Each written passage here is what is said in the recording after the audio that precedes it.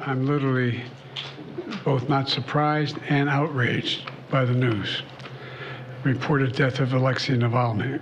He bravely stood up to the corruption, the violence, and all the bad things that the Putin government was doing. In response, Putin had him poisoned, he had him arrested, he had him prosecuted for fabricated crimes, he sentenced him to prison, he was held in isolation.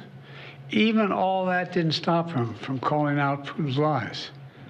Even in prison, he was a powerful voice for the truth, which is kind of amazing when you think about it. And he could have lived safely in exile after the assassination attempt on him in 2020, which nearly killed him, I might add. But he was traveling outside the country at the time. Instead, he returned to Russia. He returned to Russia, knowing he'd likely be imprisoned or even killed if he continued his work. But he did it anyway, because he believed so deeply in his country, in Russia. Reports of his death, if they're true, and I have no reason to believe they're not, Russian authorities are going to tell their own story.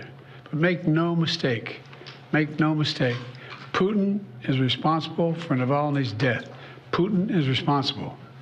What has happened to Navalny is yet more proof of Putin's brutality. No one should be fooled, not in Russia, not at home, not anywhere in the world. Putin does not only target his citizens of other countries, as we've seen in what's going on in Ukraine right now, he also inflicts terrible crimes on his own people. And as people across Russia and around the world are mourning Navalny today because he was so many things that Putin was not.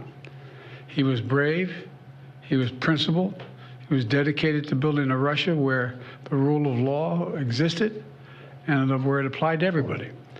Navalny believed in that Russia. He knew it was a cause worth fighting for, and obviously even dying for. This tragedy reminds us of the stakes of this moment.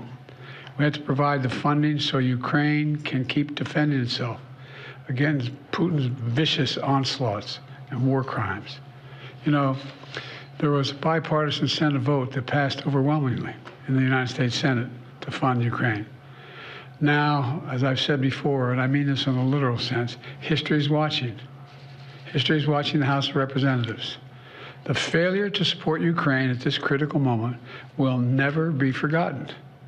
It's going to go down in the pages of history. It really is. It's consequential. And the clock is ticking. And this has to happen. We have to help now. You know, we have to realize what we're dealing with Putin. All of us should reject the dangerous statements made by the previous president that invited Russia to invade our NATO allies if they weren't paying up. He said if an ally did not pay their dues, he'd encourage Russia to, quote, do whatever the hell they want.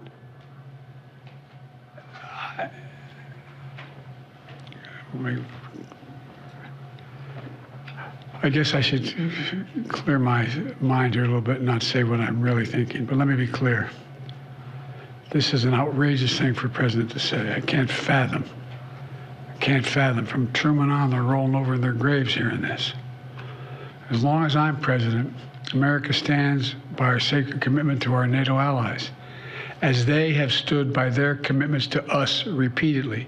Putin and the whole world should know, if any adversary were to attack us, our NATO allies would back us. And if Putin were to attack a NATO ally, the United States will defend every inch of NATO territory. Now's the time for even greater unity among our NATO allies, to stand up to the threat that Putin's Russia poses. You know, I send my deepest condolences to Alexei's staff and supporters who are going to continue his work despite this loss, despite all of Putin's desperate attempts to stamp out the opposition, and most of all to his family, especially to his wife, his daughter, and his son, who have already sacrificed so much for their family and a shared dream for a better future for Russia. So I just want to say God bless Alexei Navalny. His courage will not be forgotten, and I'm sure it will not be the only courage we see coming out of Russia in the near term.